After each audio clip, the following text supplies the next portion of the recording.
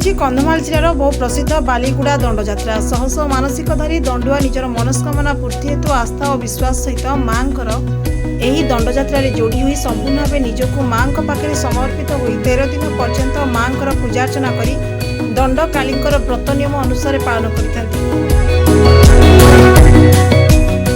ବୁଧବାର ବାଲିଗୁଡ଼ା ସମେତ ଆଖପାଖ ବିଭିନ୍ନ ଅଞ୍ଚଳର ଦଣ୍ଡଯାତ୍ରା ବାହାରିଥିବା ବେଳେ ପ୍ରଥମ ଦିନରେ ମା ଦକ୍ଷିଣକାଳୀ ମନ୍ଦିରରୁ ବାହାରି ଆଦର୍ଶ ପୁଷ୍କରିଣୀରେ ଯଥା ରୀତିନୀତି ଅନୁଯାୟୀ ପୂଜାର୍ଚ୍ଚନା ପରେ ମାଙ୍କ ଆଗମନ ହୋଇଥିଲା।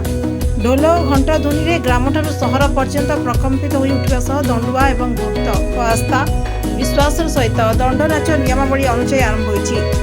बहु वर्ष वर्ष धरी कंधमाल जिले में एभली लोक परंपरा चली आसुवा बेले दंडुआ खाली पादरे मांकर बाना और पिंछकु धरी मांक नाम उच्चारण करी नगर परिभ्रमण करिथांती। एही 13 दिन में मांकर समस्त नीतिकांति अनुसार यथा विधि विधान पूर्वक पूजार्चना करा जाय थाए। एसह गाँ नगर भ्रमण कर भिन्न भिन्न स्थान में पूजा पाई।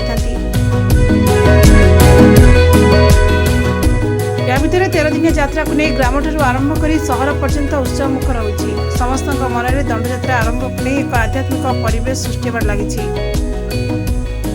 एही दंडयात्रा आसंता मास 13 तारिख जाए चलिबो। 13 दिन दंडयात्रा रे मां नगर भ्रमण कर भक्तों को भिन्न भिन्न रूप में दर्शन देथांती।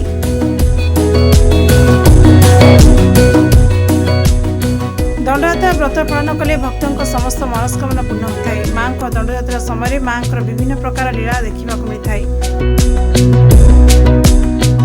दंडयात्रा नियमावली अनुसार जेपरिक मध्याह्न धूलीदंड, संध्यारे पाणीदंड, संध्यारे मां को आरती, एहीपरि मध्यरात्रि में प्रसाद सेवन सह झुणादंड आदि सहित विभिन्न प्रकार पारंपरिक नृत्य गीत आयोजित होता है।